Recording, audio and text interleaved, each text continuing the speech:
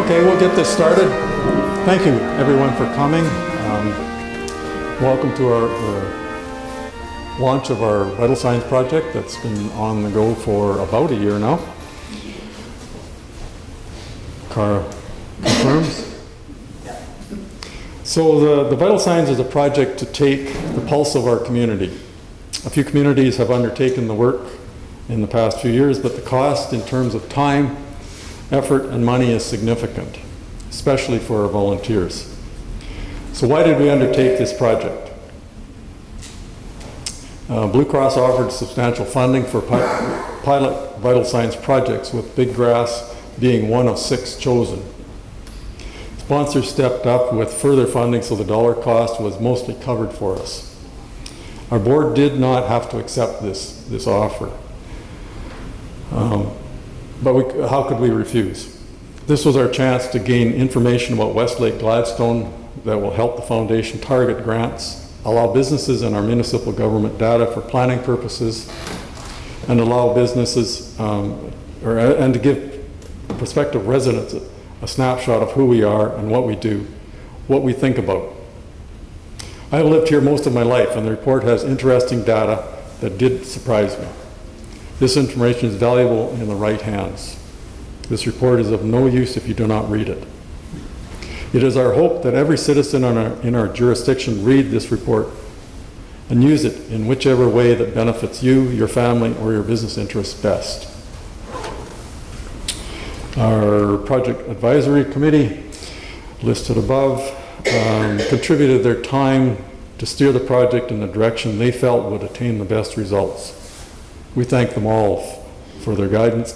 Our major sponsor, Blue Cross, and in Dow, Manitoba, and then local people, businesses, municipality of Westlake Gladstone, the Chamber of Commerce in Gladstone, and local Neepawa Gladstone Co-op all contributed funds towards this project, and we thank them very much.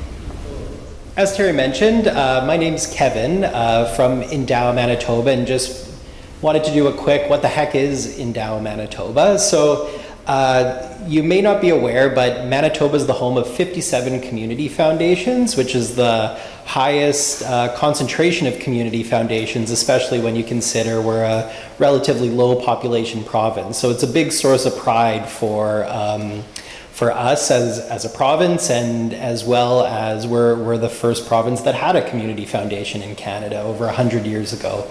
And what Endow Manitoba is a program to work with those community foundations in a number of ways to provide some support. And all community foundations are completely independent, and we're just there to try to help them a little bit along the way. And one way we do that is by doing or helping facilitate rather things like community research, which leads us to Vital Signs.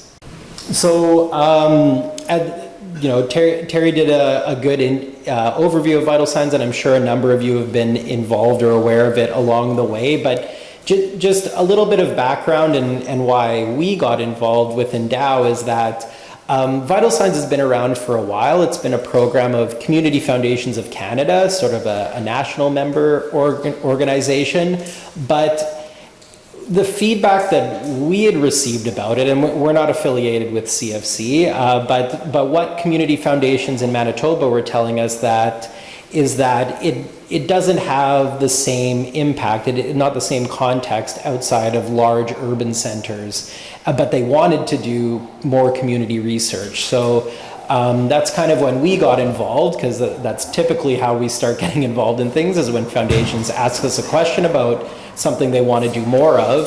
And we started speaking with some community foundations and launched this pilot project, which the Big Grass Community Foundation is part of, along with a few others, to see if there's a way to create a Vital Signs that's more meaningful for the community and flexible to be meaningful for the community that it's being done within. And that's the culmination of today. So it's very exciting. There's another one launching this week as well, and the results and the work that everyone's put in has really been far beyond what we expected. And yeah, so congratulations to all of you. I'll just also, pass along regrets from Manitoba Blue Cross, because when we started undertaking this pilot, Manitoba Blue Cross, being a large provincial health-related organization, was doing some similar work in terms of community well-being. So they came on as a partner, and as Terry mentioned, sponsored and in part the creation of all of these vital signs. So I know that they're very excited and to see the results. There's been one launched already, and it's been very well received, and that's going to continue. I guess a thank you I will pass along thank you from them for being so interested in your community and agreeing to partner with them as well. So with that, I believe I'll just pass it on to Kara. Sure. Hi there, my name is Kara Gray. For those of you who haven't met me, I'm the project lead and researcher for the Vital Signs project here. I was also project lead for the other pilot sites, so for Winkler last year, Big Grass, so Westlake Gladstone, Broken Head, and then Dauphin. So 4 projects running this year. Here's the roadmap. We'll just be pretty quickly here of kind of how the community data gathering works. So we kicked it off about a year ago to the community on November 2nd, and just to engage and just to meet some of you and get people aware of the project and to get some early ideas about what's important here. Then we held roundtable workshops. Those were the ones with all the yellow stickies on the board. How many of you, with show of hands, were at the round table? Okay, so good portion of you. And that was basically to ask questions about what matters here? What are things that matter? Good, bad, strengths, weaknesses. Just when you talk about well-being in Westlake Gladstone, what are things that matter? From there, some of the things that mattered were easy for me to find. I could just go to Statistics Canada or look at the census data and I could find it there. Some of it I had to go to provincial data sources. Others we could ask, for example, for local library statistics. Others we had to ask for in the surveys. So in January and February we launched, or end of January, the 2 surveys. There was the community survey for ages 18 and up out of high school, and then there was a youth survey, and I'll talk a bit more about that later. After gathered all the information, we had a day of focus groups in early May to say, here's some of the statistical findings we saw. Does this make sense? Can you give us some context about it? And that all fed into the report and sharing what we learned together. And the hope, as mentioned before, is that it's not just a printed report or something you can read online. The first step is, yes, please read it, but also it can be used for local education, planning, granting, and supporting strategic initiative or accessing other resources. So you have some local data that you can use, for example, if you're applying for provincial or federal grants. So those are some of the ideas. Okay, survey participation. Again, in the report, there's more details about this. So the community survey, it was a very long survey. How many of you took the survey by show of hands? Okay, most of you, that's great. There was written version as well as an online version. We had 145 complete end-to-end and 40 partial that were mostly completed. The residents, about half were from Gladstone. 1% from Lakeland, 5% Langreuth, Plumas 10%, Westbourne 3%, and the other third were from other parts of the municipality. 70% of the respondents were women. This is very typical in survey responses, and I'm told actually in some households the woman of a couple tended to answer for both people. That's a tendency that happens too. And 20% of people who answered had lived in the area less than 10 years. 18% had lived here for 10 to 24 years, and then 61% had lived here for 25 plus years. So overall, because it was about 7 to 8% of the age range of the eligible population, that's pretty good actually for an open survey. It can tell you the results are fairly representative, but because it's underrepresenting men, people who identified as Indigenous or as racialized, people in lower income households, people with less education, if you lived here and you belonged to one of those groups, you were less likely to have answered the survey. So that means that your voice wasn't as included and you may be underrepresented. So if you're looking for specific insights about this populations, or keep this in mind, right? That we might not have heard as much from this group or from that group in the community. So it's not fully randomized, okay? The youth survey. The youth survey was for grades 10 to 12. It captured over 40% of the survey students in grades 10 to 12. Participation was voluntary and self-selected. In both cases, there were prizes offered to people who took the survey to get it out. And then, yeah, we had the focus groups. So that's all the talking at you I'm going to do for now. Now we're coming to quiz time. So, because there's 32 pages of a report, there are a lot of statistics in there. I'm not going to read them all to you tonight. But I thought it would be a good idea if we could have a little, maybe a competition to see what you know about your community. So I'm going to divide up the room, I guess down the middle right here. Okay, so everybody on this side is Team A, and everybody on this side is Team B. Is that okay? Okay. Is there anybody here who likes reading questions or wants to be a game show host tonight? Anybody? I can do that. I'm not from the community. I can't answer questions. Okay. Well, that would be great. Would you like to come up and read some questions for us? That would be fantastic. Thanks. I can do this. Great. Perfect. Here, let me give you a chair. Let me give you a chair. Okay. So, would you just like to have a seat? Yeah, you can sit. You can sit. Okay. And so, you'll see on the way there. You can read the question. Okay. So, sorry. How this is going to work is we're going to alternate. So on this question, Team A is going to get first chance at it. We're going to ask the question, give you the answers, and we'll say, hey, Team A, what's your choice? If you don't get it right, we'll give Team B a chance to steal. Okay? Oh, it is. Okay. Kevin, can you keep score? Okay. So this is to Team A. All right. Team A, how did the population of Westlake Gladstone change between 2014 and 2024? Right, and sorry, this is the one that I probably have the most animated. Here are the choices. Okay. There are no choices. There are the choices. So I maybe think C or D.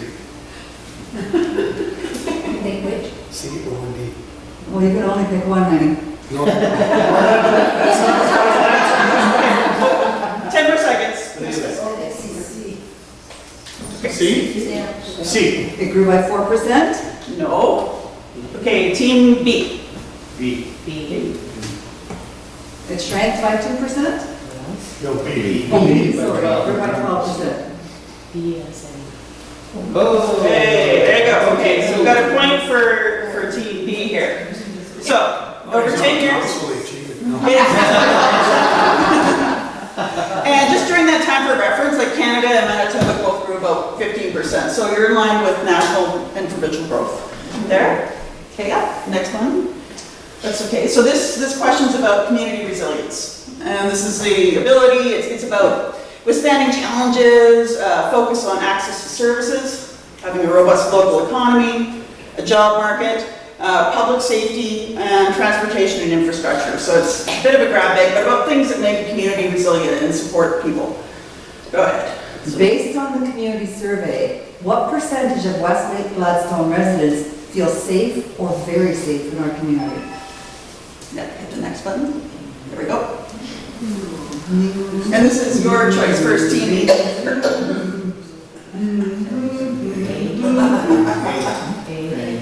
A?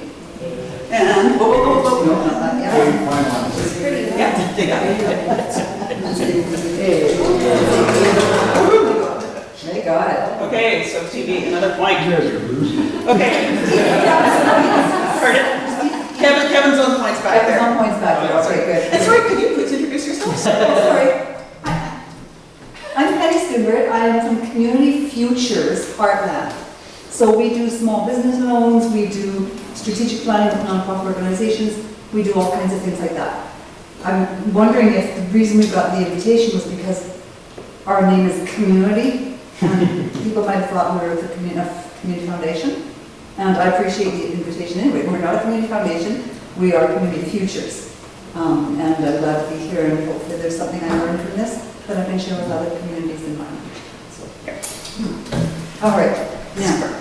Okay, now the next one, I'll do this question. So for each section, if you advance, please. Okay, thanks. Okay, so just turn to your neighbor or the person next to you, and this is just like a 1 minute, just have a quick chat here, that we're going to move on. Just between yourselves, or you can write it down for yourself if you want. Just what's something in our community that makes life easier or better for you? Just a quick question, so discuss amongst yourselves.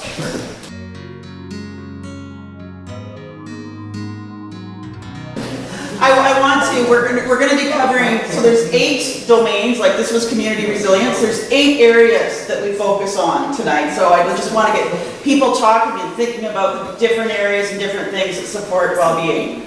Okay, so this was the first domain, community resilience. Okay, let's go to the next. Standard of living.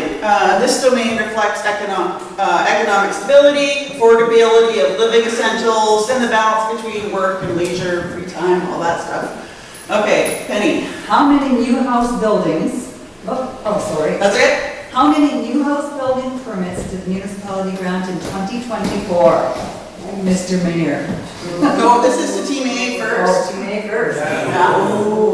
Mr. Mayor doesn't know. New house building permits.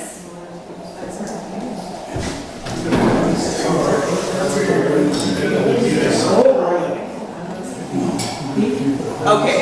No. Okay, can I? D, 24. Okay, next. Ding ding. Oh, really? Yep. John? Wow. That's awesome. Next. Okay, yeah. Okay, so here's the talker question. So again, just amongst yourselves, talk. Ask yourselves and share what's one local resource or service we could expand to help with housing or cost of living.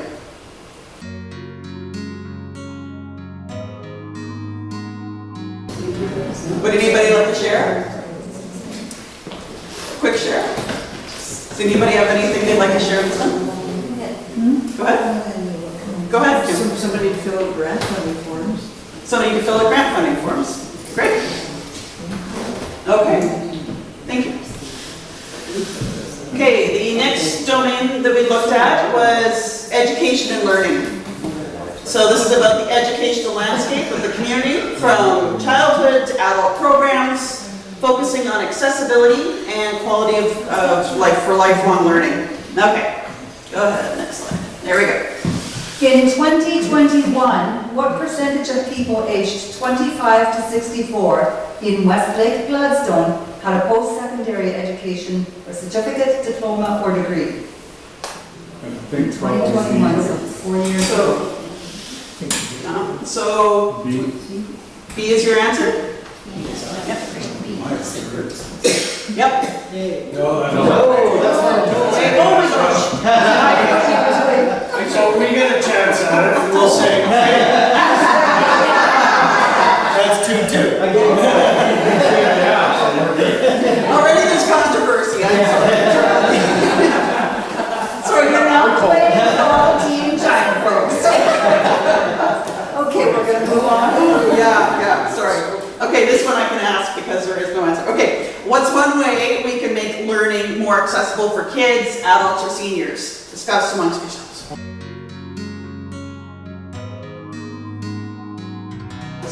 Okay, so environment. Keep in mind for environment here, so this domain reflects care for nature, community spaces, and natural resources. But it also includes resource conservation, waste management, and readiness for environmental challenges and emergencies. So, by 2025, how many people were signed up for the Connect system to receive emergency alerts, weather updates, and municipal news? By 2025, how many people were signed up to that Connect system? and it's questioning. This is for Gladstone, Worcester. Is it, It's- that's a municipality. Yes, you can sign up with the municipality. Like the email alerts you're talking about? So this is email or text or phone, or you could be a combo of the three, but you'd only count as one person. If that makes sense, you can get it if you. D? A lot. D? Okay. C? Oh, that's a lot. Especially that all of you see the face. Yeah, and as you can see, in some cases, some people have obviously signed up for a couple different modes.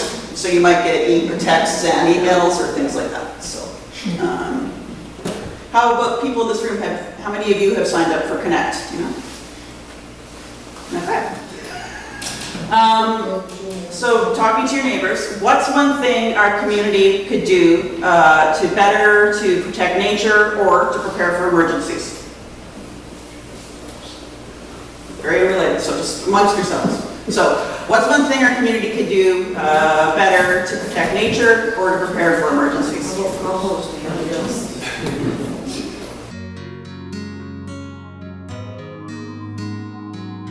So what's interesting, so about emergency measures, so for all of the communities that I've done these surveys in, most people who took the survey didn't know about the emergency measures organization or the plan or the community who took it. So there's a bit of where do I find the information? I think there's some information on the municipality website here. There's some about how to prepare for an emergency, but they say it's often an awareness thing. People don't know about what is being done. Sorry, you would have. No, that's what I was gonna say, is that it needs to be better publicized what our emergency preparedness plan is. And what that looks like, rather than waiting for the emergency to happen and then pandemonium.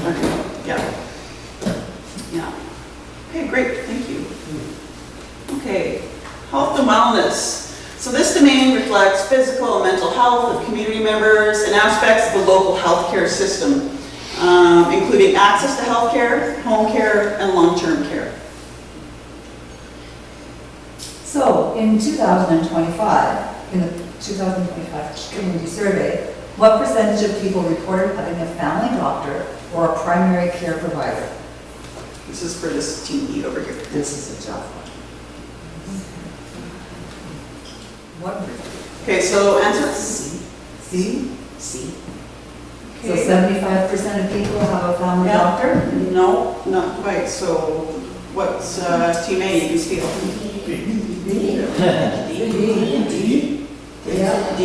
85% have a family doctor? From the people Or who primary answered the provider. survey. For the people that answered the survey. Okay. So they're saying D. Okay. Next slide. Yeah, the people care. The answer is D. Oh, wow. That is, And you are right, there is a bias in terms of people who take the survey. It wouldn't be as representative, right? But when we ask people where they went for care, Yeah, it's not true. here are some of the answers of the locations. So 33% of survey takers, this part of the pie, said they went to Neepawa, 25% said Gladstone, 19% said Portage La Prairie, 6% said they traveled to Brandon or Winnipeg for primary care, and 17% didn't answer. wherever they could get in. Yeah, exactly. Usually the way. Yeah, and then this was just another find. We had another question. We asked how many people in the past year had driven more than 75 kilometers to reach a hospital or attend a medical appointment. 92% of survey takers said they'd done that, so driven at least 75K in the last year to go to a hospital or a medical appointment. And 14% of survey takers said they needed a ride to go at least 75 kilometers to a hospital or a medical appointment. Okay, so my question to you is, if you could change one thing to improve health access or wellness in our community, what would it be? So talk amongst yourselves.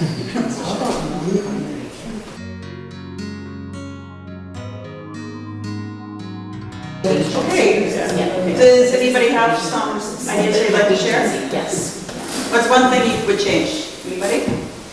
Doctors that stay more long-term. Okay, doctors that stay longer, Renewed lab and x-ray facilities. renewed lab and x-ray facilities, okay? Change the hospital back to a hospital. Yeah, So what is your hospital here now then? It's transitional, it's called. Okay. yeah. So, just curiosity, do you have a doctor that comes once a week or all times or We have something? two in town. The clinic is the clinic at the hospital location? Yeah. That's cool. Okay. Culture and belonging. So this domain is all about recognizing the importance of diversity, equity, inclusion, and belonging, building a close-knit and welcoming community through events, activities, celebrating culture, identity, and faith, and having public spaces that make everyone feel like they belong. I like this one. Yeah, exactly. Okay, yep. Question, culture and belonging. What percentage of adults agreed with the statement, "I feel like I belong here in our community"? This was, which side is it? Is it side? Okay, so TV did it, first choice. So this is in the community survey this spring. Okay, so Okay. what are they gonna say? What's your answer? We have a consensus or a mostly? What's your no? Somewhere between A and D.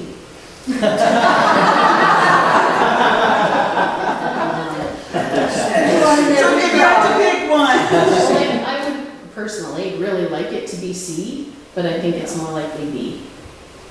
More like Let's go with C. Gonna go C? Be C? with optimistic shit. Do you want to give Team A a choice? Yeah. Team A, what did they pick? They picked C. We didn't say anything. We picked 2 out of 4, so you guys kind of. We're waiting for a slip. No, theirs was wrong. Theirs was wrong. The C, they picked C. They didn't say it. You can Well, pick we that can- out. We didn't say it was wrong. We They just didn't didn't say it was say. right. I know. Pick, She pick usually. C. They picked C and it was not correct. Okay, that's where John's Is it D? B is The answer was C. what a team we was. Bold of you to outline it like that. Okay, so, yes. This is for the adult survey, it was 71%. For the youth, it was 51%. That's sad. Yep, so that's grade 6 to 12. Okay, so the talker for this domain, if you could talk amongst yourselves, what's one small action that could help someone feel more welcome or included here?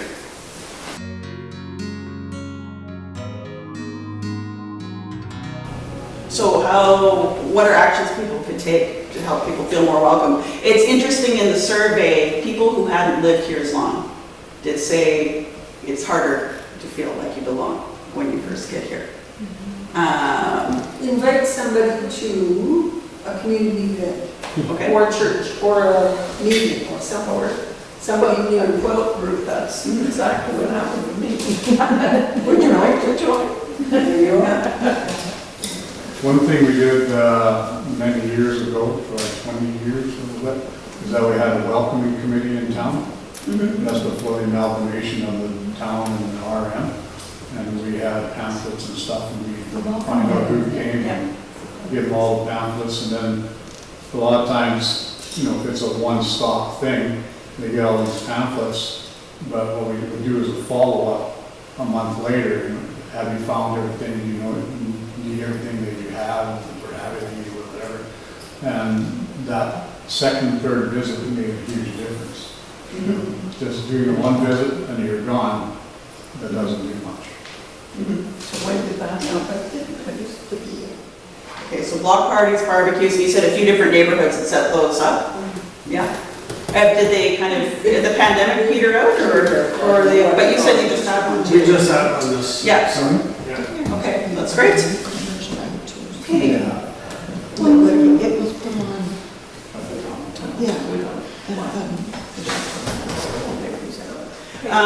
One more after this, but this is about opportunities for participation in arts, leisure, and sports activities, including shows, events, clubs, and recreational facilities.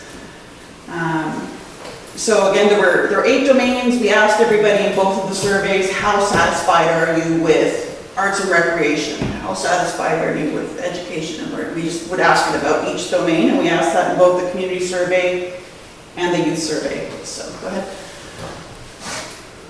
So in the surveys, we asked everyone how satisfied they were with each domain of well-being. Which group ranked arts and recreation higher?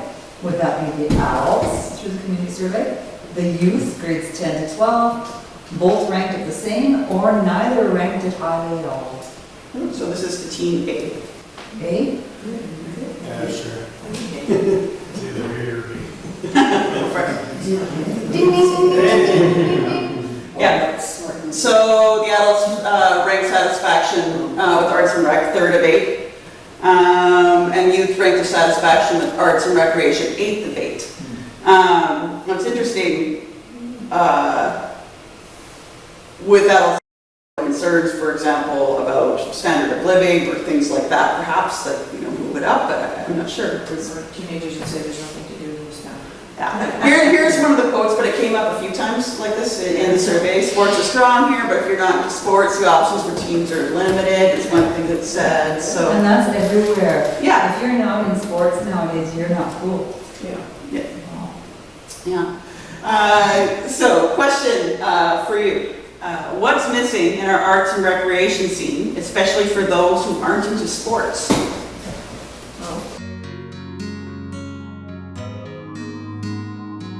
Kim, can you speak up, sorry? Somebody can teach piano or guitar lessons. Somebody who teach piano or guitar lessons in town, okay? What about 4-H? Do we have that? Not anymore. Not anymore? We did it until like this past year or two. Not as much 4-H. Us falling down, yes, that's it. 3 of my 4 grandsons are all police. Any other ideas? The problem with that was that you needed 2 leaders, so Right, for the 4-H meeting to do that this. makes it tough because Yes. volunteers are in short supply. Yeah, There's all these ever stronger regulations all the time, it's cutting back. The other part is having trained leaders or teachers. Yeah. If you're gonna run painting, you need somebody who's an artist. If you're gonna have karate or something, you need people who are into that. Regardless of that organization or this activity, you need somebody who's trained and qualified in order to do it, and then you need the facility to do it. And for the whole municipality, those are limited. right. And how do you spread people so Yeah. thinly around our whole municipality? Yeah. Provide them something, Yeah. Blogging, where are you gonna do it? Is it West Burn in all 4 communities, or, Okay, civic and democratic engagement. Okay, this is the last domain here. So this domain is about involvement in democratic processes, government responsiveness, and generosity with charitable giving and volunteering. So that's how engaged people are civically as well as democratically. So what percentage of community survey takers plan to volunteer in the coming year? Whose turn is it? So what do you think? Come on, give us some answers. Just throw us an answer. I go with A. A, 54%. Let's move over here and see if they can come up with better answers. Sure. Yeah. Okay, See, C, 71%? 7. That one over I'm pessimistic today. That's awesome, yes. Okay, so last question. What's one way we could make it easier or more inviting for people to get involved or have their say? There's lots of words in there, but something that you could do to make it easier or more inviting for people to get involved or to come speak up or have their say. So talk amongst yourselves and please share.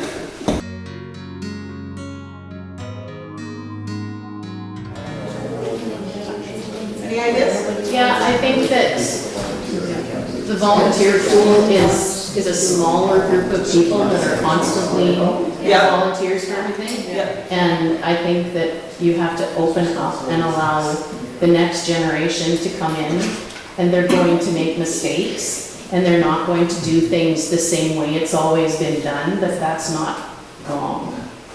So if you open that up and invite people in to do that, and then don't judge the hell out of them for doing it, that would be great. You would get more kids involved, like more of our younger people involved, if they didn't feel like they were gonna be judged.